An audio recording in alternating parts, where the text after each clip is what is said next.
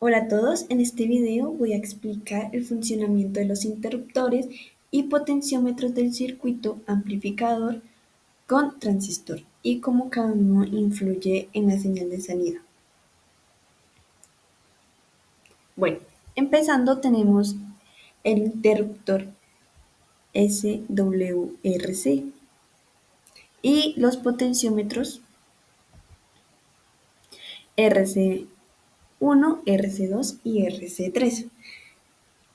Este interruptor es el que se encarga de seleccionar la resistencia del colector Q1, que es ya el transistor.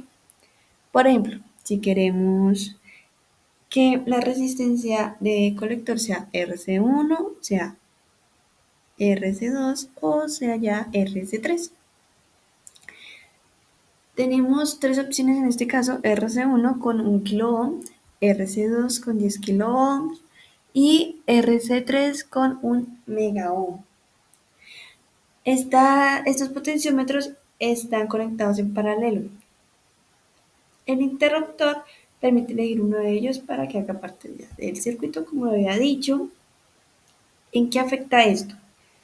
Por ejemplo, al variar la resistencia del colector, cambia el punto de operación del transistor. Si la resistencia es más alta, la caída de voltaje en el colector también aumenta, lo que genera una mayor ganancia y una señal de salida con mayor amplitud. Pero si la resistencia es demasiado grande, por ejemplo, el transistor puede entrar en saturación y la señal se va a distorsionar. En cambio, una resistencia más baja disminuye la ganancia del amplificador. Ahora, teniendo en cuenta esto, vamos a mirar cómo actúa el voltaje C, la corriente B, bueno, la corriente base, la corriente colector, el voltaje colector. Vamos a mirar cómo actúan con las diferentes, eligiendo diferentes potenciómetros. Empecemos con RC1, que en estos momentos lo tenemos en un ajuste del 45%. Entonces vamos a mirar cómo actúa.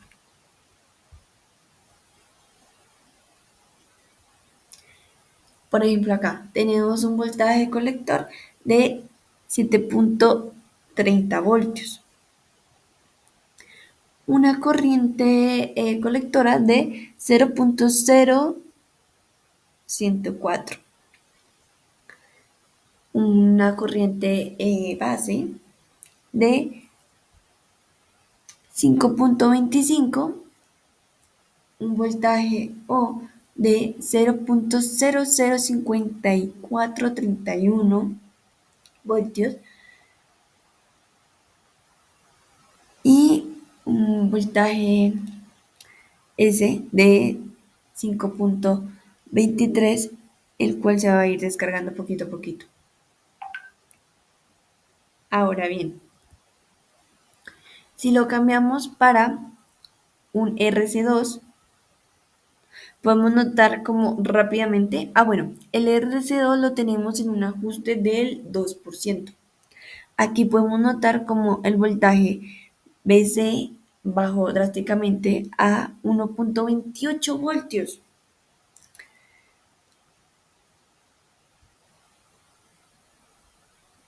Igualmente también bajó la corriente base.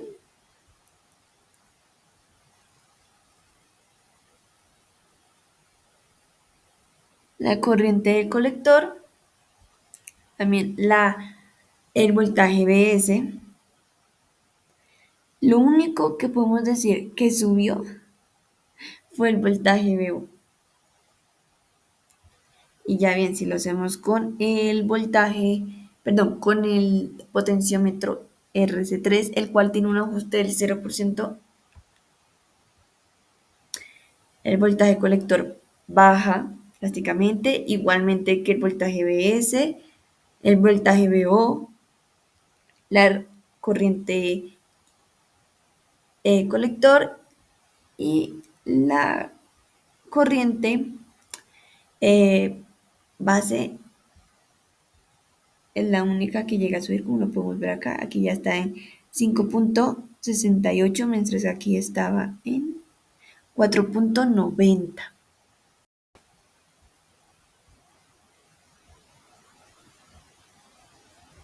Bueno, ya deteniéndonos, ahora vamos con el interruptor, perdón, el interruptor SWR1, que es este que tenemos aquí, y con los potenciómetros R1A, R1B y R1C. Este conjunto controla las resistencias de la base del transistor.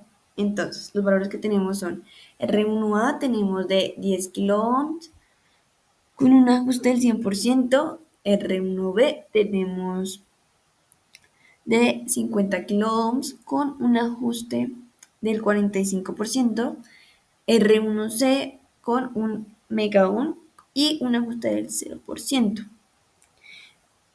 Igualmente el interruptor, como lo he dicho, pues es el que define qué resistencia se conecta a la base del transistor.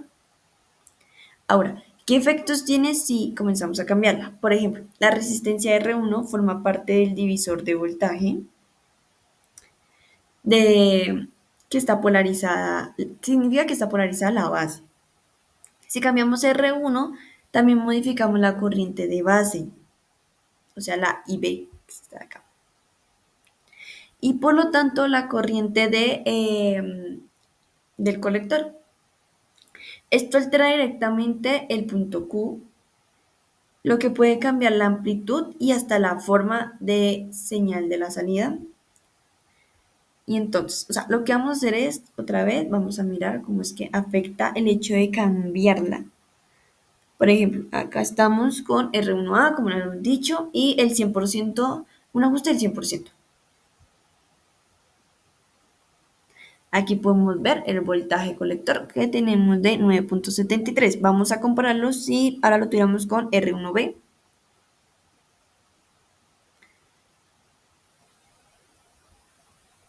El cual también baja drásticamente. Y en R1C comienza a bajar muchísimo más y va bajando más poquito a poquito, o sea, descargando mucho más. Y lo mismo va pasando con las corrientes y con otros voltajes. Desde acá.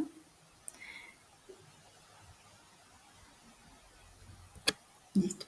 Ahora vamos a irnos a los interruptores, al interruptor SWVS. Aquí, o sea, aquí nos permite seleccionar, este interruptor nos permite seleccionar la fuente de señal de entrada. Por ejemplo, tenemos la fuente BS1 y la fuente BS2.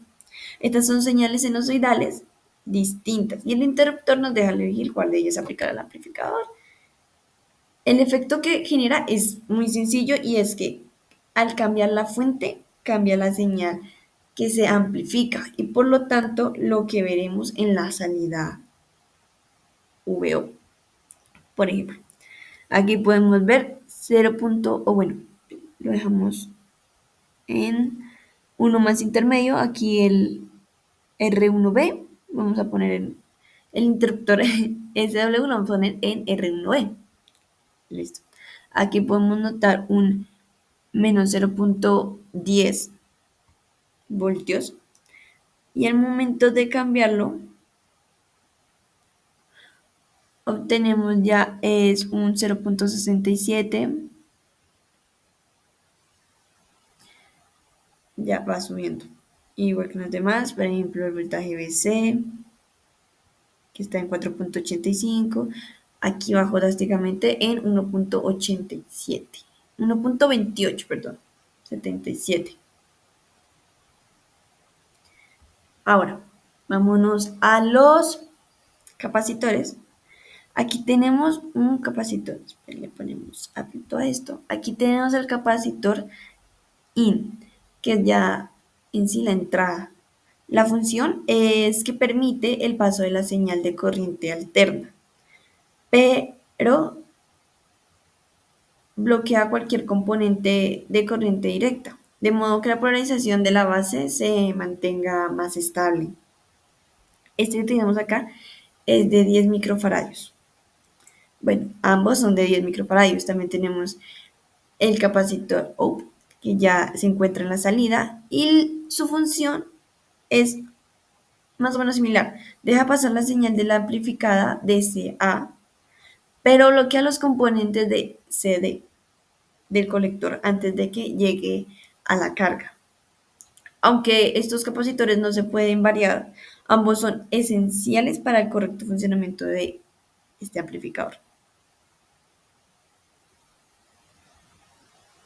Bueno, lamentablemente no puedo mostrar el osciloscopio, no me deja grabar la imagen, pero en este circuito estábamos usando los canales A, aquí está,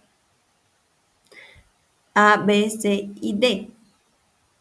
El D con, bueno, el C y este tenía un acople DC para ver la señal completa. Por lo tanto, los componentes de corriente continua CD como de corriente alterna CA. Esto nos va a permitir visualizar el punto de polarización del transistor. Ahora, en el canal D, que es el que había dicho, si podemos notar que está conectado acá con B, es en cambio uso de acople AC, mostrando solo la componente alterna de la señal. Así podríamos observar con más claridad la forma de la onda amplificada y su amplitud. Algo muy importante que se me había olvidado comentar es que en el canal A, no importa cuál potenciómetro elijas, en este circuito, no importa qué potenciómetro elijas, no importa cuánto le ajustes, cuánto porcentaje le ajustes, va a seguir siendo el mismo valor, que en este caso sería como valor máximo 10 milivoltios, valor mínimo menos 10 milivoltios, para hacer un valor pico pico de 20 milivoltios. ¿Por qué pasa? ¿Por qué no cambia? Esto se debe a que el canal A es el que representa la señal de entrada del generador. Por eso, aunque la posición de los potenciómetros o los interruptores vayan cambiando, el valor pico a pico de A no varía. Por eso, esos ajustes solo afectan la polarización y la ganancia del amplificador y no a la señal de la fuente. Para terminar, entonces, como conclusión ya nos queda claro que los interruptores y los potenciómetros nos permiten ajustar ya la polaridad y el comportamiento del amplificador. Y los capacitores son los que nos permiten asegurar el acoplamiento correcto ya de la señal. Estos ajustes, o bueno, los ajustes que se hagan, se van a ver reflejados directamente en la ganancia y la forma y la fidelidad de la señal amplificada. Muchísimas gracias por la atención prestada.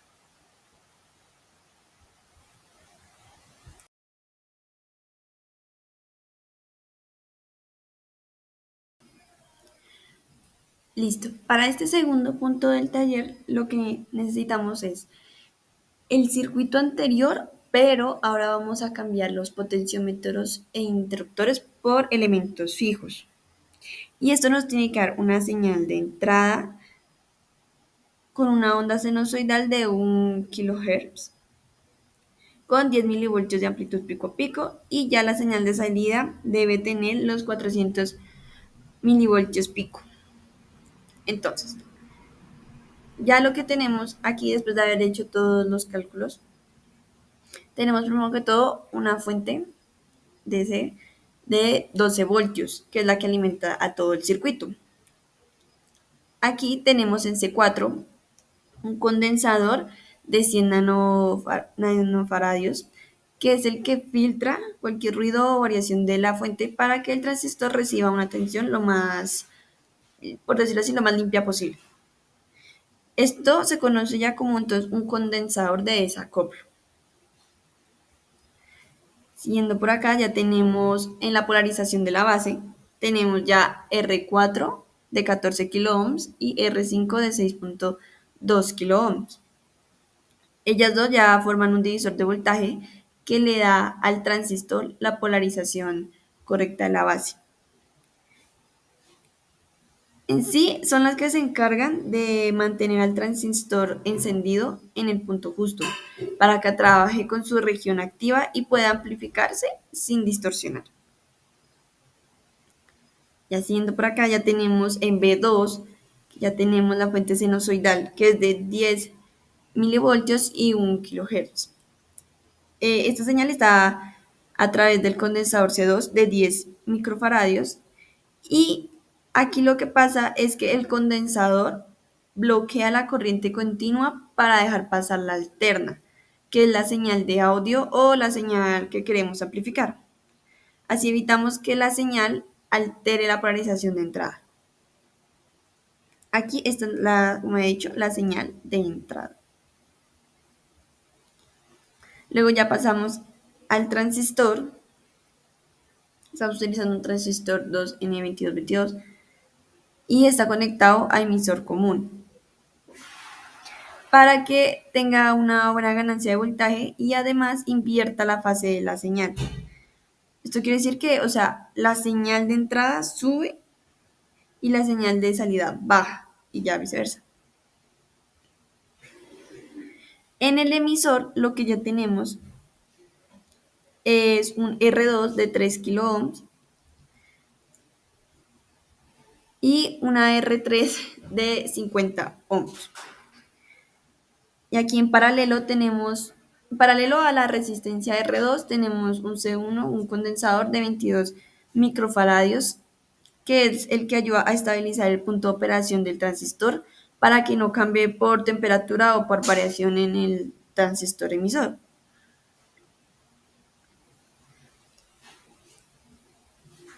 Este también, digamos, su trabajo también es aumentar la ganancia de la señal en alterna, haciendo que parte de la corriente alterna vaya directo a tierra sin pasar por la resistencia. Así logra una amplificación más fuerte. Ahora, ya por la parte del colector, lo que tenemos es un R1 de 4.7 kiloohms. Esta resistencia es la que convierte las variaciones de corriente del transistor en variaciones de voltaje. Y eso es justamente lo que vemos en la señal amplificada, que ya ahorita ya la vamos a mostrar. Luego, la señal pasa por el condensador C3 de 10 microfaradios, que también sirve como el acoplamiento de salida. Este condensador lo que hace es eliminar la componente continua y deja pasar solamente la señal amplificada en alterno. Y ya por último tenemos R6 de 9.5 kiloohms, donde se puede medir la salida del amplificador. Y ya al momento de simularlo, lo que tenemos aquí es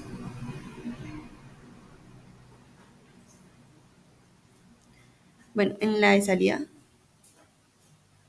Bueno, primero miremos la de la entrada, que nos dé los 12 voltios. Perdón, los 10 milivoltios pico a pico. Aquí lo podemos ver. Y ya luego podemos medir ya la salida por acá. Y ya tenemos 400 milivoltios pico a pico con una señal sinusoidal. La actividad número 2 del taller 3. En el osciloscopio podemos observar que es una señal senoidal de 10 kilohercios y también que tiene una amplitud de 432 milivoltios, ya que nos da un margen de error del 7%. Se puede observar que no tiene un desplazamiento de continuidad y tiene un offset que está en 0 voltios. Bueno, en nuestro montaje tenemos que este es el capacitor número 4, que es de 100 nanofaradios. Tenemos nuestra resistencia R4, que como pueden observar tenemos 3, ya que se sumó para que nos diera el valor de 14 kiloohms. Tenemos nuestro capacitor número 2, que es de 10. Y tenemos nuestra resistencia R5, que es de 6.2 kiloohms. Por otra parte tenemos nuestro transistor, Como pueden observar, esta parte de acá está conectada a la base. En la parte del emisor tenemos que está conectada la resistencia R2, que es de 3 kiloohmios, que también como pueden observar se hizo la sumatoria. También tenemos que está conectada al emisor R3, que es de 50. Por otra parte también tenemos que el capacitor está en paralelo con R2. Por la parte del colector podemos observar que está R1, que es de 4.7 kiloohmios.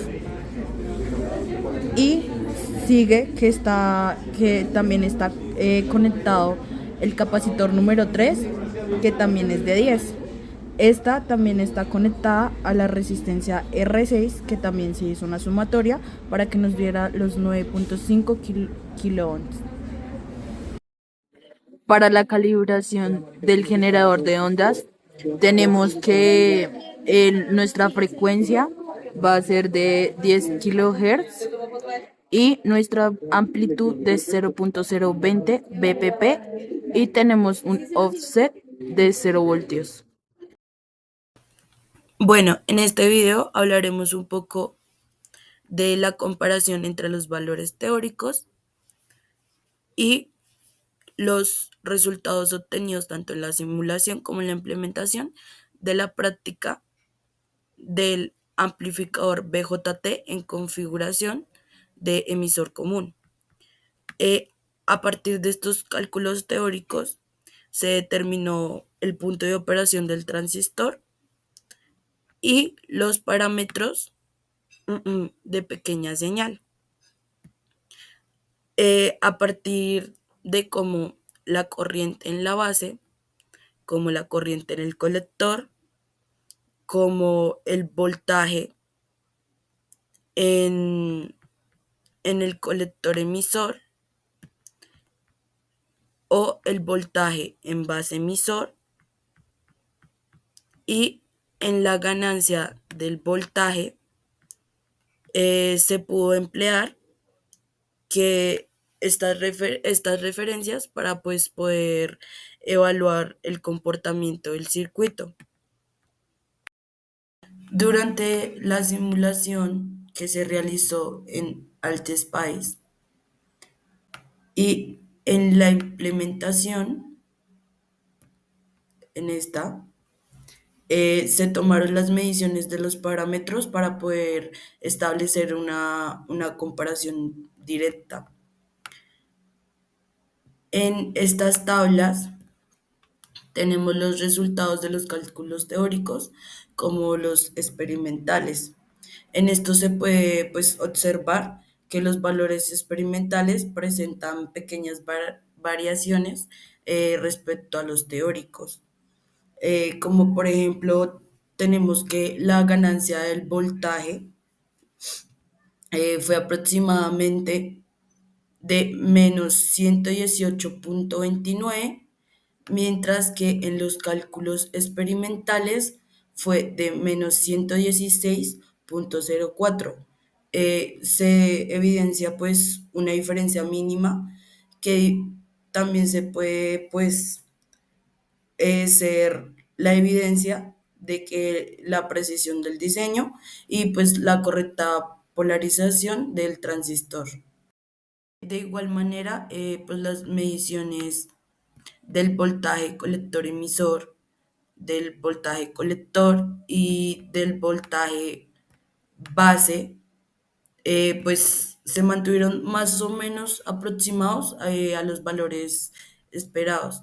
Estas pequeñas discrepancias pues se pueden explicar por la tolerancia de los componentes. Como se puede observar en estas tablas, puede variar por las resistencias o los capacitores a la hora de la medición en el montaje. También puede ser que se dé por la variación del parámetro de beta en el transistor y pues respecto al modelo ideal, utilizando pues los cálculos teóricos. Bueno, para terminar, pues como conclusión, eh, podemos observar que la comparación de los cálculos teóricos y pues los obtenidos en la práctica, pues evidencian una gran coherencia entre ambos. También que eh, el sistema pues funcionó de manera estable y lineal, aunque se haya obtenido un margen de error, pero pues es muy mínimo, entonces pues es como aceptable entre los parámetros esperados.